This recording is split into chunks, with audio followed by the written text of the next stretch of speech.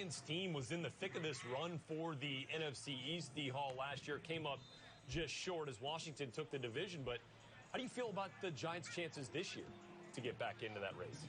Hey, I tell you, hey, Rhett, when you say they were in the hunt, that's an understatement. They scared the heck out of me because they beat us twice, us being the Washington football team.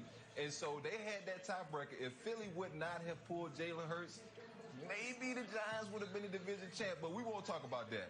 But yes, when you talk about Daniel Jones and just the amount of pressure he has, you know, if Saquon Barkley is back healthy for this Giants offense, I mean, think about the playmakers you're going to have. You're going to have Evan Ingram at tight end. You're going to have Saquon Barkley, one of the most dynamic running backs in the league. You're going to have Kenny Golladay on one side.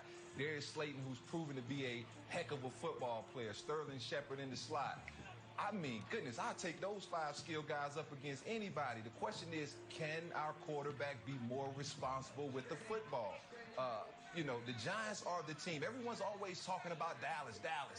I don't know about other people in Washington, but the team that scares me is that team right there, because when Daniel Jones figures it out, the weapons they put around him and that defense, I mean, when last time Washington played the Giants in New York, the Giants offense couldn't even move the ball.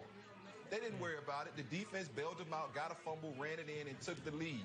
It just happens like that when you play the Giants. They find a way to win games, and so they have to get Daniel Jones to, like I said, be more responsible with the football in the pocket.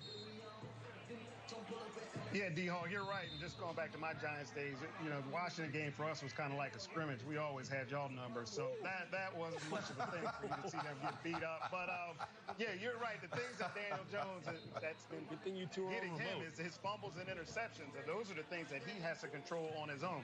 But lost kind of in the big free agent signing of Kenny Golladay, the first-round pick, Kadarius Toney, and then the big talk about Saquon Barkley, if he's going to be healthy, and it doesn't seem like he will be healthy to start the season, and they're not going to rush him back, is the offensive line kind of got ignored in the offseason. There was no significant free agent signing. There was no high draft pick.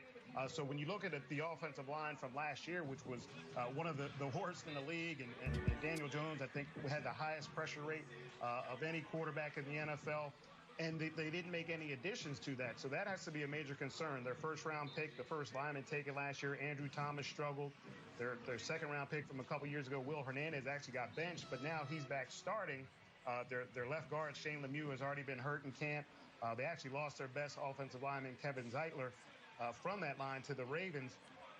So they're really going with a lot of unproven, young, inexperienced guys who have been inconsistent up to this point or haven't played that much. Matt Pert will start at right tackle, the draft pick from last year. So there's a lot of question marks on that offensive line to go with the question marks with Daniel Jones himself, and also the big question mark of Saquon Barkley. When will he be healthy, right? Yeah, number 26, got to get him back on the field. Eli Manning told me this summer he fully expects a breakout season from Daniel Jones here going into year 3. The Philadelphia Eagles certainly hoping to get a big year from